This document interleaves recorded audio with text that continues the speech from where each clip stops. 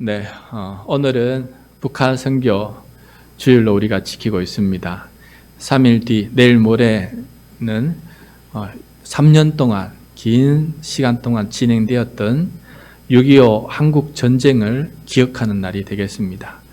6월은 우리 기도하셨던 것처럼 호국 보훈의 달로 또 현충일도 있고 해서 어느 달보다도 나라, 내가 살아가는 국가, 민족, 그 운명에 대해서 더 기억하고 생각하고 기도해야 되는 그런 날이다, 달이다 생각을 해보게 됩니다.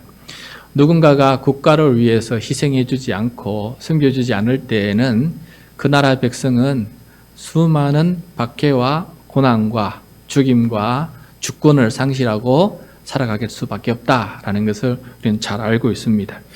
그래서 나라와 국가를 위해서 더욱더 기도해야 되는 것이 우리의 의무이기도 하고 특별히 우리 그리스도인들이 해야 될 중요한 기도의 또 사명이기도 합니다.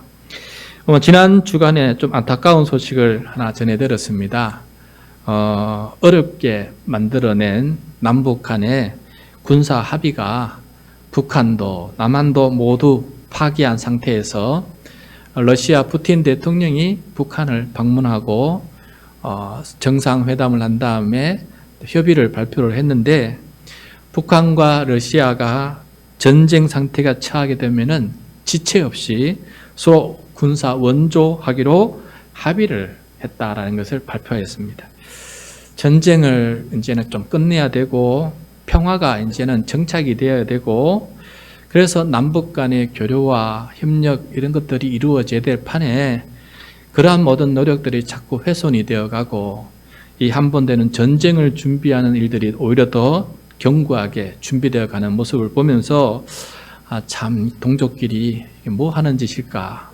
왜 동족끼리 서로 주적이라 그러고 서로 죽이지 못해서 이렇게 안달이 나 있는 이 모습에 안타깝고 또 부끄럽기도 하는 그런 느낌을 갖게 되었습니다. 그래서 오늘은 이 국가에 대해서 좀 한번 살펴보려고 하는데 그런 생각이 들었습니다. 양심이 있는 국가 지도자들이 세워지고 법률과 제도가 부여하는 국가 권력이 제대로 행사를 하면은 국민은 생명과 안전을 제대로 보호받게 된다. 그런 생각을 한번 해보게 되었습니다. 오늘 말씀은 비록 이스라엘 민족이 로마 제국의 식민지로 살아가는 그런 상황임에도 불구하고 양심 있는 지도자들과 정의로운 법률 제도로 말미암아 바울이 자기 생명을 보호받을 수 있는 그 보호 장치를 통해서 그렇게 살아나는 그 모습을 오늘 우리들에게 보여주고 있습니다. 그래서 오늘 말씀을 통해서 이 사회 속에 하나님의 통치가 어떻게 이루어지고 있는지를 알고 이 사회 속에서 우리가 또 어떻게 믿음으로 살아가야 하는지를 오늘 말씀을 통해서 주시는 음성을 듣고 함께 응답하는 그런 귀한 시간이 되기를 소원합니다. 여러분, 바울의 생명과 안전이 위태롭게 되는 지금까지도 위태로운 상황이 있었지만은 가장 위태로운 상황이 벌어지게 되어요. 12절, 13절 말씀입니다. 다시 한번 읽겠습니다. 날이 새매 유대인들이 당을 지어 맹세하되 바울을 죽이기 전에는 먹지도 아니하고 마시지도 아니하겠다 하고 이같이 동맹한 자가 40여 명이더라. 네. 유대인들 중에 40여 명이 바울을 죽이겠다고 먹지도 않고 마시지도 않고 식음을 전폐하고 죽을 때까지 기다리는 그런 테러 집단이 결성이 되었어요. 여러분, 왜 유대인들은 이토록 바울을 죽이려고 할까요? 왜 바울을 죽이지 못해서 안달이 났을까요? 그가 전한 복음 때문에 그래요. 예수님을 만남으로 깨닫게 된 그 구원의 복음 때문에 지금 이런 일이 벌어지고 있습니다. 하나님께서 말세에 구원의 계획을 감추고 계시는데 그 말세에 이루실 구원의 계획이 예수 그리스도를 통해서 우리들에게 알려지게 되었어요. 그래서 우리 스스로의 노력으로는 자력으로는 구원을 받을 수 없는 이 일에 예수님께서 친히 우리의 죄값의 대속제물이 되어주시고 죄의 종이었던 우리의 종값을 대신 지불해 주심으로 말미암아 그 은혜를 믿음으로 말미암아 우리는 이렇게 구원을 얻는 하나님께서 말세에 준비하신 이 구원의 계획이 우리들에게 알려지게 되었어요. 그런데 이것을 깨닫지도 못하고 알지도 못하고 자세히 살펴보기도 싫어했던 유대 지도자들이 이 기독교를 이단이라고 생각했고, 특히 예수님 다음으로 사도 바울을 이단의 괴수라고 지명하고, 어떻게 하든 이 이단의 괴수를 죽이면은 그를 따르는 제자들과 기독교가 사라지게 될 것이고, 그래서 유대교의 정통신앙을 지켜낼 수 있다라고 굳게 믿는 사람들이 40여 명 모이게 되었어요. 어떻게 보면 이들은 정말 대단한 믿음의 소유자입니다. 열심히 특심이에요. 그래서 먹지도 않고 이렇게 마시지도 않고 이 이단의 괴수를 죽이기 전까지는 우리가 아무것도 하지 않겠다라고 할 정도로 대단한 하나님께 대한 충성된 자 아니겠습니까? 그러나 이들을 오늘날로 말하면은 어떤 사람들이냐? 종교적 극우 집단 혹은 종교적 극좌 집단을 할 수가 있어요. 하나님의 마음보다는 지나치게 자기들 이념에 더 충실한 사람을 가리켜서 이렇게 요즘은 극좌 집단이다라고 이렇게 표현하는 것 같아요. 당시 바울의 스승이었던 가말리엘이라고 하는 유대인의 랍비가 있었어요. 당대에 가장 유명한 랍비였거든요. 이 랍비 밑에 바울도 교육을 받았어요. 그런데 이 가말리엘 랍비는 예수님이나 예수님의 제자들을 그냥 내버려 두라라고 말했어요. 그냥 내버려 두라. 마치 예수님께서 밭에 가라지가 심겨져 있으면은 그것을 잘 구별하지 못할 초창기에 애써 뽑으려고 하다가 잘못해서 알곡도 뽑을 수 있으니까 그것이 뚜렷하게 분별되는 추수 때까지는 내버려 두라라고 주님께서도 말씀하셨어요. 세례 요한처럼 예수님과 제자들은 당대 유대인들에게 굉장히 선한 영향을 끼치고 있었어요. 일부 유대 지도자들만 그렇게 바라보지 대부분 유대 사회는 이 예수님과 제자들의 이 사역에 선한 영향을 끼치고 그들에게 좋은 감정을 가지고 있었고, 심지어 유대인들의 핵심 지도자들 중에서 공회 회원 중에서도 니고데모와 같은 사람들은 예수님과 제자들에게 후원하고 협력하는 그런 사람들이 많이 있었거든요. 그래서 지나치게 극우적인 성향을 가진 이 집단 40여 명이 모여가지고 이 사도 바울을 죽이겠다고 테러 집단을 이렇게 성급하게 만드는 모습을 보게 됩니다. 여러분, 신앙이 하나님의 말씀을 떠나서 정치적 이념에 빠져들면은 그 열심히 쉽게 폭력으로 바뀌게 돼요. 특징이 그렇습니다. 하나님의 말씀에 떠나서 지나치게 자기 이념에 빠져들게 되면 그 다음에 나타나는 현상은 물불 가리지 않고 폭력을 일삼게 되는 사람으로, 집단으로 변하게 된다는 거예요. 원래 바울이 그런 사람이었어요. 예수쟁이를 잡아서 옥에 집어넣고 그들을 때리고 스데반 지사와 같은 사람을 돌로 던져 죽이는 일에 맨 앞장섰던 사람이 누구예요? 바울이었습니다. 심지어 다메섹에 있는 예수쟁이를 잡으려고 다메섹까지 쫓아갔던 사람이 바로 바울 아닙니까? 그러므로 바울은 지금 이 40여 명의 테러 집단이 어떤 사람인지 자기 경험을 통해서 너무너무 잘 알고 있어요. 그래서 저들이 보통이 아니다라는 것을 짐작하고 있었던 것입니다. 그런데 이런 테러 계획이 다행히 사전에 노출이 되고 말았어요. 말았고 바울의 생질이 이 소식을 전해 듣게 되었어요. 그러니까 가만히 있지 못하고 얼른 찾아가서 바울에게 이 사실을 알려주게 됩니다. 16절 말씀입니다. 16절 말씀 시작. 바울의 생질이 그들이 매복하여 있다 함을 듣고 와서 영내에 들어가 바울에게 알린지라. 네. 여러분, 여기서 생질이 누구를 말하는 겁니까? 이게 이제 옛날 말이다 보니까 저도 생질하니까 어색해가지고 또 국어 사전을 찾아봤어요. 생질이 누구냐? 누이의 아들을 가리켜서 생질이다.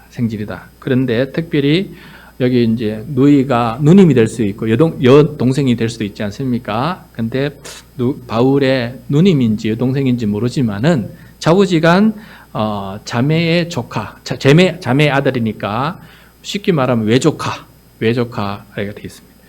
그러니까 이 조카에게 바울은 외삼촌이 되는 거죠. 맞죠? 외삼촌이 되는 거예요. 바울의 이 생질이 40여 명의 테러 집단이 매복해서 기다리고 있다라고 하는 이 사실을 외삼촌 바울에게 달려가서 알리게 됩니다. 바울은 현재 이 천부장의 영내에 갇혀서 유대인들의 폭력으로부터 지금 보호를 받고 있는 상태였어요. 그리고 천부장과 모든 이들 앞에 자기가 왜 예수를 만났는지, 어떻게 해서 이렇게 살아가게 됐는지 이미 복음을 다 전한 상태였어요. 이 천부장의 보호 아래 영내에서 살아가고 있었는데, 이 천부장은 여기서 끝낼 수가 없어서 이제 총독, 가히 살아있는 총독에게 보내서 제대로 된 재판을 받게끔 하려고 지금 잠시 영내에 지금 보호하고 있는 상태였어요. 그런데 이 유대인들이 잠시 바울을 데리고 나와서 다시금 자기들의 공회에 다시 한번 두 번째 재판을 하고 싶은데 공회로 좀 데려 나오게끔 허락을 받으려고 하는 상황이에요. 그래서 공회로 나오는 그 순간에 길에 매복했다가 바울이 나오면 이 40명의 테러 집단이 바울을 죽이려고 그렇게 계획을 하고 있었던 것이에요. 그래서 바울이 이 사실을 알고 옆에 있던 한 백부장을 불러서 도움을 요청합니다. 17절입니다. 17절 시작. 바울이 한 백부장을 청하여 이르되 이 청년을 천부장에게로 인도하라. 그에게 무슨 할 말이 있다 하니. 바울은 백부장을 통해서 천부장의 도움을 받으려고 합니다. 그래서 생지를 천부장에게 보내서 이 테러 매복 사실을 알려주고 도움을 요청하게 됩니다. 그런데 다행히 이 백부장이 바울의 요청을 받아들여줬어요. 받아들여줬고 그 청년을 생지를 데리고 천부장에게까지 데리고 갔습니다. 그리고 천부장도 또 마음이 열려서 그 청년을 조용한 곳에 불러다가 그 얘기를 듣게 되는 일이 벌어지게 돼요. 그래서 23절입니다. 그 얘기를 듣고 이 천부장이 어떤 일을 하나 보십시오. 바울을 살려주기 위해서 어떤 일을 하느냐. 23절 시작. 백부장 둘을 불러 이르되 밤 제3시에 가이사랴까지 갈 보병 200명과 기병 70명과 창병 200명을 준비하라 하고, 이 천부장이 40여 명의 테러 집단을 그들을 몰래 바울을 예루살렘에서 총독이 있는 가이사랴까지 보내주기 위해서 그 밤에 안전한 호송 작전을 세우는데, 그 밤이라면 몇 시냐면 제3시, 밤 제3시라면 밤 9시를 뜻해요. 369.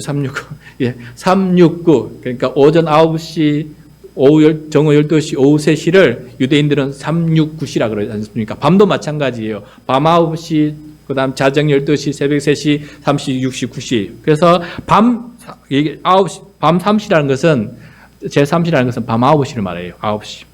밤 9시에 바로 작전에 들어갑니다. 바로 작전에 들어갑니다. 바울을 즉시 가이사랴로 호송을 하는데 얼마나 많은 호위 부대를 결성합니까? 보병이 200명, 기병이 70명, 창병이 200명, 합이 470명의 호위 부대를, 놀라운 배려 아닙니까?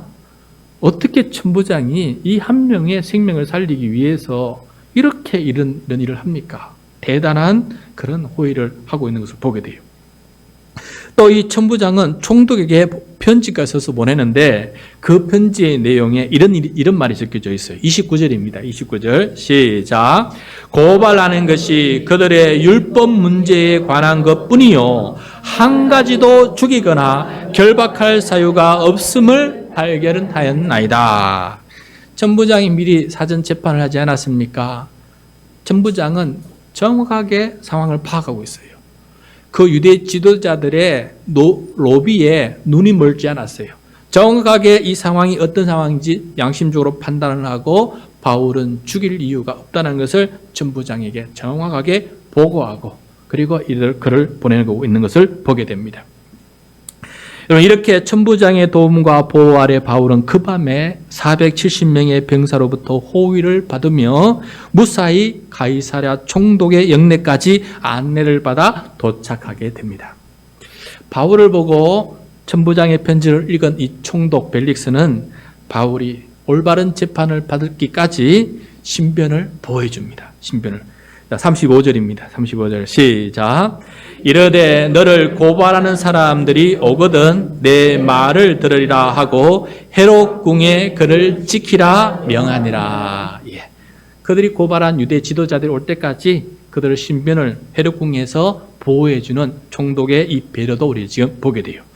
그런데 이 사도 바울이 이 헤롯 궁에 이 총독의 보호 아래 얼마 동안 있었냐? 장작 2년 동안 신변 보호를 받게 돼요. 그 헤롯 궁에 거하면서 2년 동안 신변을 보호받고 있는 도중에 얼마나 그가 영향력이 있었는지 총독 벨리스가 자기 아내와 더불어서 바울을 찾아와서 그리스도의 도를 듣고 싶어하고 그 도를 듣게 됩니다. 우리 24장 24절인데 화면을 보면서 같이 읽겠습니다. 24장 24절 시작. 수일 후에 벨리스가 그 아내 유대 사람 드루실라와 함께 와서 바울을 불러 그리스도 예수 믿는 도를 듣거늘. 자, 여러분, 하나님은 바울이 이방인의 왕과 고관들에게 복음을 전하게 될 것이다 라고 이미 말씀하셨어요. 그에 따라서 바울은 당시 대제사장 유대 지도자들이 모인 사내들인의 공회에서는 이미 복음을 전했어요. 그리고 천부장에게도 이미 복음을 전했어요. 지금은 총독까지 복음을 전하고 있는 일이 진행되고 있습니다. 그러므로 바울이 당한 이 생명의 위협은 오히려 대제사장, 사내들인 공회, 천부장, 백부장, 또 앞으로 천부장 총독이죠. 그 다음에 앞으로 헤롯 아그리빠 왕에까지, 나중에는 로마라고 해서 로마 황제 앞에서까지 복음을 전하는 계기가 됩니다. 여러분, 죄인으로 붙잡혀 재판을 받지 않고서는 바울이 정식으로 그들에게 복음을 전할 기회가 없는 거예요. 누가, 어느 총독이, 어느 왕이, 어느 황제가 그를 불러다가 복음을 듣겠습니까? 이렇게 재판의 기회를 통해서 가까이 재판을 통해서 바울의 입술을 통해서 그가 왜 예수를 만났는지, 예수님을 통해서 어떻게 그가 이렇게 이방의 사도가 되었는지 이것을 설명하면서 자기를 변호하는 와중에 복음을, 예수 그리스도를 전하게 되는 일이 일어나게 되는 것이죠. 그래서 겉으로 보면은 바울이 지금 상당한 고난을 당하고 세상 사람들 눈에 보면은 저렇게 험난한 인생을 살까? 예수 믿는 게 저렇게 힘들 것 같으면 뭐하러 예수를 믿지? 보호도 받지 못하고 생명의 위협 앞에 저렇게 살아가는데 뭐하러 저렇게 살아갈까? 세상 눈에 보면은 바울은 지금 실패한 인생 아니겠어요? 예수 믿다가 지금 실패한 인생이다 하지 않겠습니까? 그런데 하나님께서 바울을 통해서 하실 일이 있어요. 그 바로 그 당대의 고관들과 대작들과 왕과 황제들에게 복음을 전할 사람이 필요했는데 그 사람이 바로 사도 바울이었고 사도 바울을 통해서 일을 진행하는데 그 진행할 수 있는 방법이 이 방법밖에 없었던 것입니다. 그런데 이 방법이 바로 복음을 전하는 길이었다는 것을 오늘 말씀을 통해서 우리가 깨닫게 돼요. 그래서 이 모든 일들 중에 장기적으로 보면은 하나님께서 위대한 일을 지금 하고 계시는구나 라는 것을 우리가 깨닫게 되는 것 아니겠습니까? 오늘 말씀에서 40명의 극우 종교 집단의 테러로부터 살인의 위협을 받고 있던 바울은 생질, 백부장, 천부장, 470명의 군부대 총독으로부터 이어지는 이 보호의 연속을 받으면서 동시에 그들에게 복음을 전하는 걸 보면서 저는 오늘 말씀에는 전혀 기록되어 있지 않지만은, 보이지 않지만은 그 상황 속에서 역사하고 계시는 하나님의 역사, 성령님의 역사, 성령님의 보호하심이 느껴졌습니다. 하나님의 말씀인 성경 맨 처음 첫 구절과 둘째 구절에 적힌 말씀이, 이 말씀을 묵상하다 떠올랐어요. 이런 상황이 아닐까 하는 생각이 들었어요. 하나님께서 천지를 창조하실 때 말입니다. 그때 상황이 어떤 상황인지를 설명해 주는 구절이 나와요. 우리 성경 맨 처음 창세기 1장 1, 2절 우리 화면을 보면서 같이 한번 읽도록 하겠습니다. 시작. 태초에 하나님이 천지를 창조하시니라. 땅이 혼돈하고 공허하며 흑암이 깊음 위에 있고 하나님의 영은 수면 위에 운행하시니라. 이 말씀이 떠올랐어요. 하나님께서 위대한 일, 가장 위대한 어마어마한 일을 행하시는데 그때 상황은 전혀 다른 상황이었어요. 하나님께서 이미 뭔가를 만들어 놓은 게 있었어요. 기초 어떤 물질이 있었어요. 거기를 이렇게 땅이라고 표현하고 있는데 땅이 혼돈하고 공허합니다.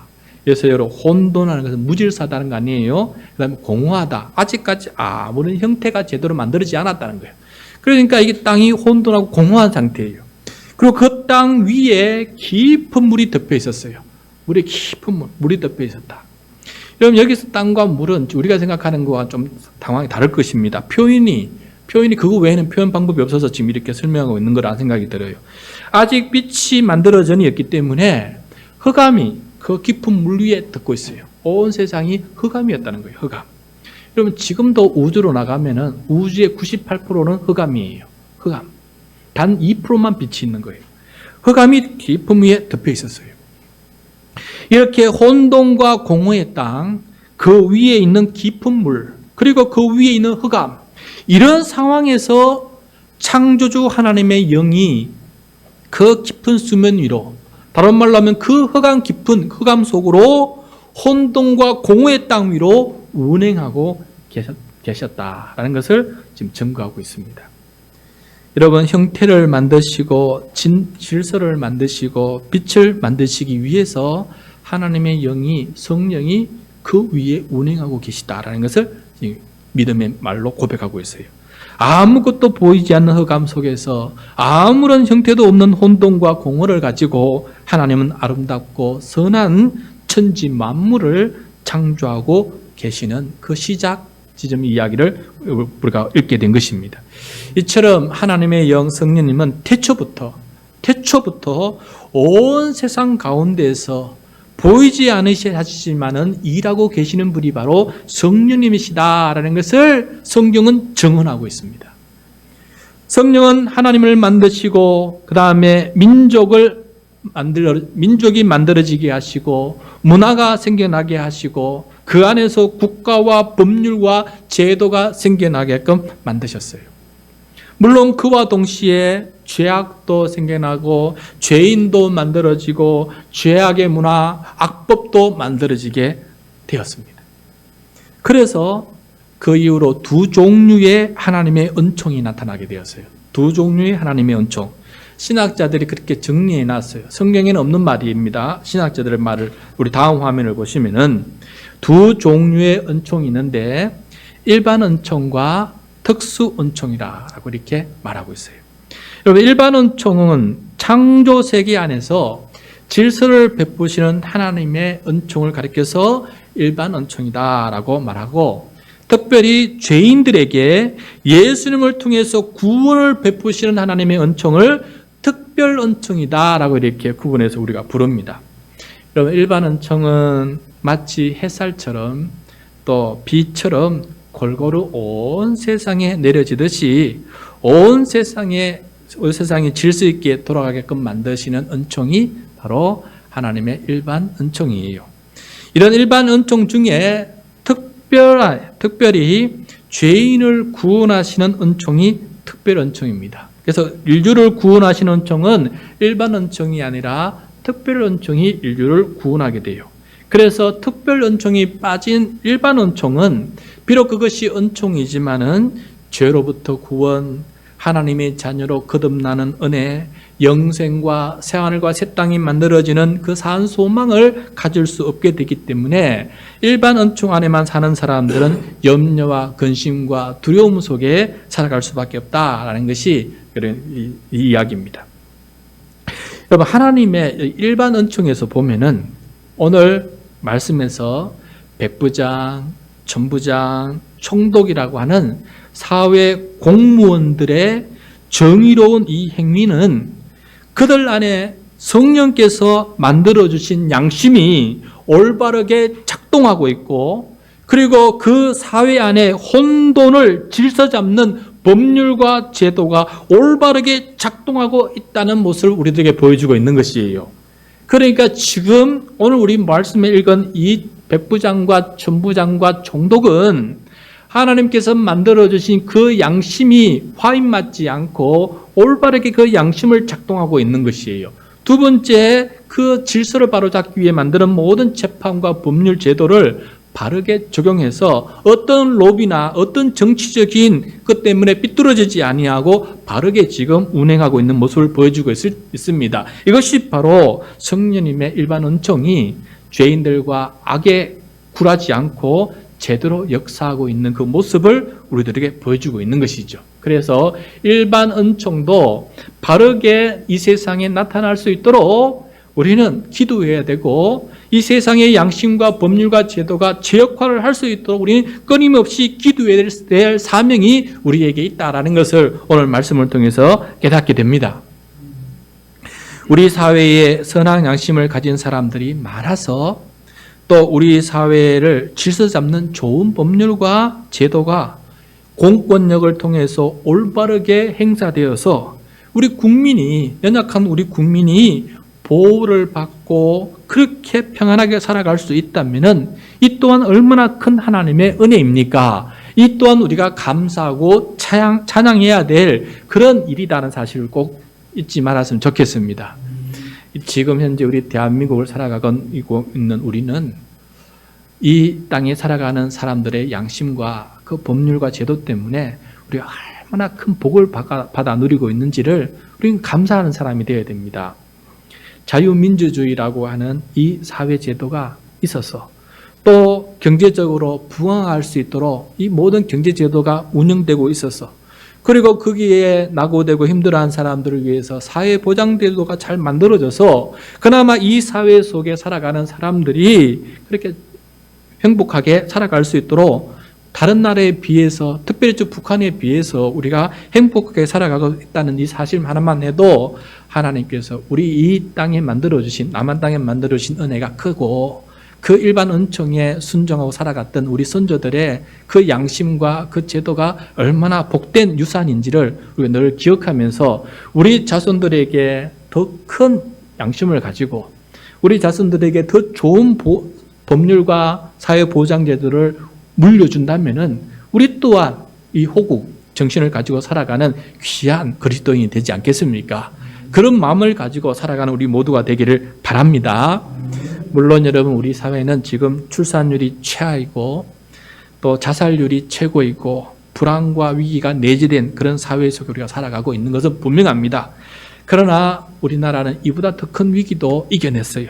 일제 식민지 억압 통치도 이겨내고 6.25 한국 전쟁의 그 폐허도 이겨내고 IMF 구제 금융이라고는 수많은 위기도 이겨내고 견디어온 이 민족입니다. 그러므로 앞으로도 선한 양심을 가지고 선한 법률을 가지고 제도를 가지고 이 나라를 이끌어 나가게 될 것입니다. 그러한 성령의 역사를 기억하면서 그 성령의 역사에, 일하시는 성령의 역사하심에, 이 수면 위로 운행하시는, 이 사회 전체에 운행하시는 그 성령님의 일하심에 감사하면서 함께 협력할 수 있는 우리 모두가 되기를 바랍니다. 그래서 이 땅에, 이 사회에 가서도, 삶의 현장인 가정과 일터에 가서도 빛과 소금의 역할을 감당할 때 이러한 일반 은총은 더욱더 확연하게 드러나게 될 것이고, 그렇게 일반 은총이 확연하게 드러날 때 일반 특별 은총, 그 예수 그리스도의 복음도 안전하게 또 많은 사람들에게 전가할 수 있는 그런 안전한 상황이 만들어지는 거 아니겠습니까? 우리 대한민국이 지금 미국 다음으로 세계에 가장 많은 기독교인을 파송하고 선교사를 파송하고 있어요. 이 역할을 앞으로도 더 잘할 수 있는 나라로 발전할 수 있지 않겠습니까?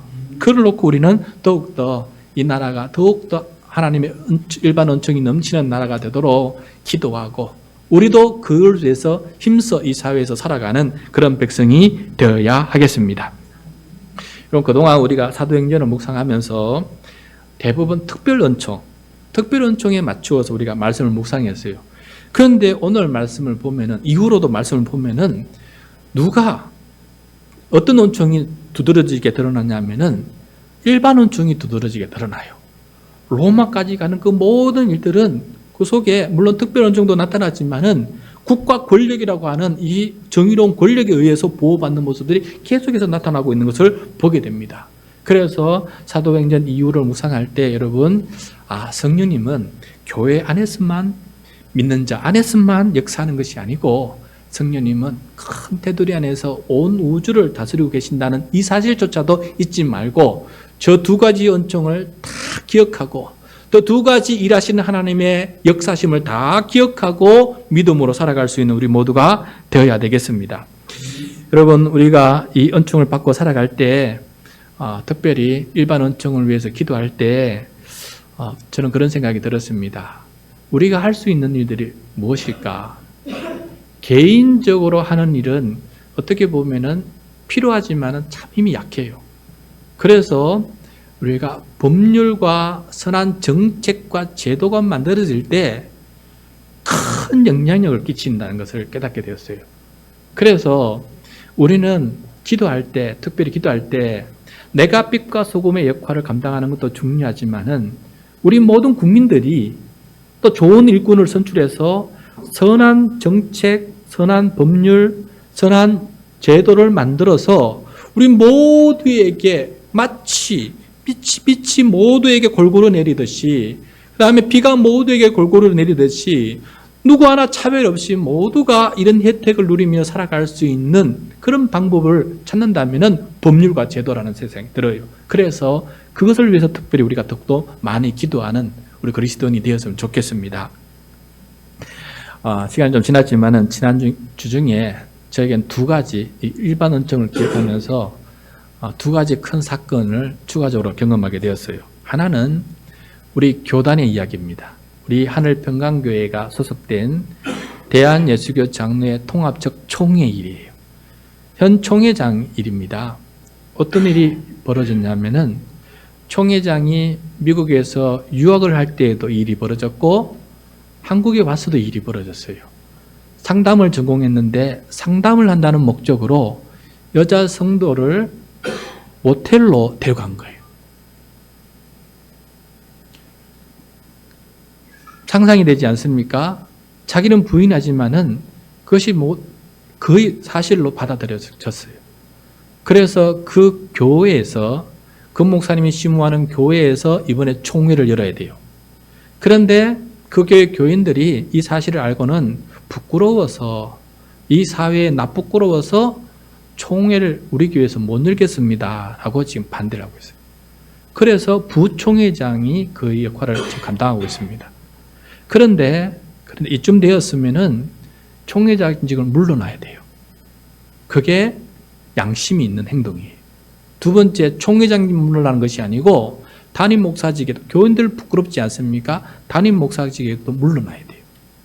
그게 최소한의 도리예요. 양심이에요. 그래야 교회가 살아요. 하나님의 복음이 살아요. 그런데 가만히 있는 거예요. 직분도 지키고 담임 목사도 지키겠다고 버티고 있어요. 그래서 지난 주 중에 한 1000여 명이 이미 서명에 운동 참여했는데 저에게도 그것이 링크가 와서 저도 제 이름과 교회 이름을 넣어서 서명에 동참했어요. 현 총회장은 그 직분을 버리고 진정으로 회개하라고 하는 서명운동이었어요. 여러분, 이런 일들이 내 구원과 직결되지는 않아요.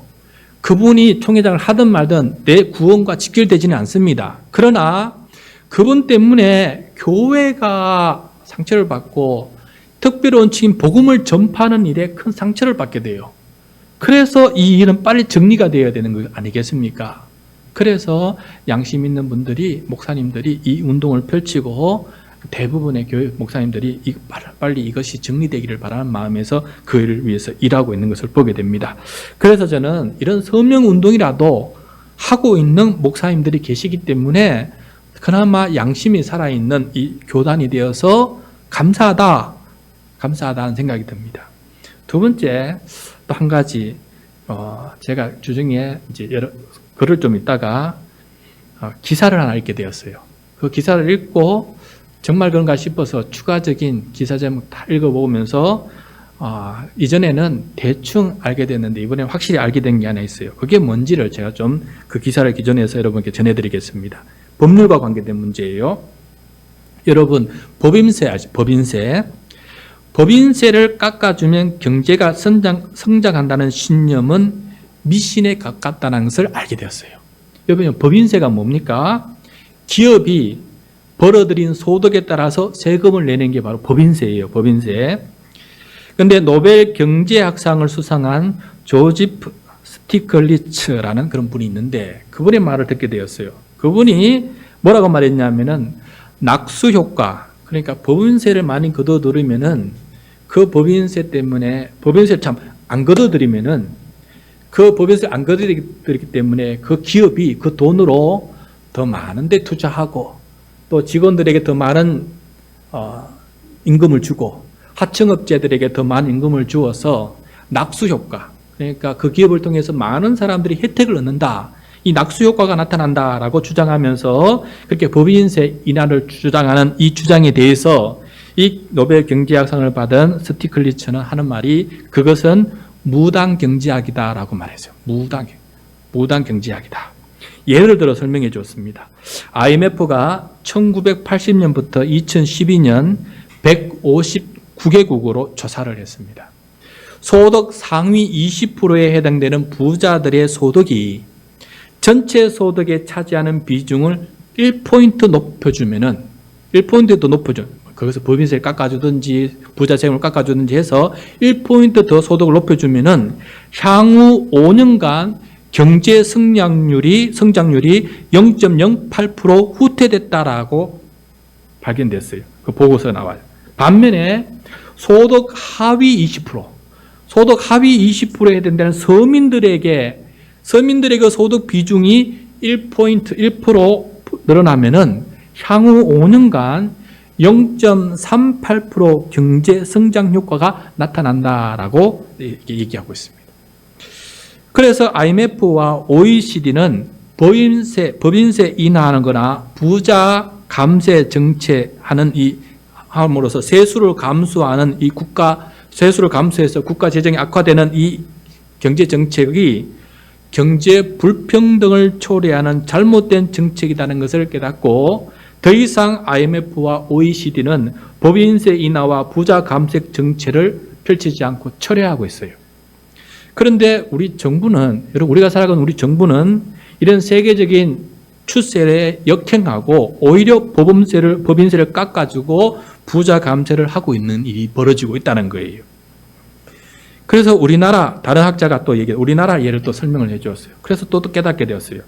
과거 이명박 정부는 법인세를 25%에서 22% 낮춰주고 기업의 투자 확대 등 낙수 효과를 기대했습니다. 그런데 기업들은 26조 7천억 원의 세금을 덜 냈어요. 법인세 깎아주기 4년 전보다 오히려 그럼 투자를 더 많이 해야 되지 않겠어요? 근데 투자 금액은 10조 원이나 더 줄어들겠어요. 오히려 돈이 더 늘어났는데 투자는 더 줄어들었어요. 그리고 10대 그룹 사내 유보금, 그러니까 그 기업이 돈을 자기한테 가지고 있는 금액이 2008년에는 20.6조 원에서 2014년에는 612.3조 원으로 30배나 10대 그룹들이 가지고 있는 돈은 더 늘어나게 된 거예요. 100대 기업 사내 보유금은 2021년 기준으로 1000조 원에 해당됩니다. 지금 100대 기업이 자기들이 갖고 있는 돈이 지금 1000조 원이 넘어가고 있어요.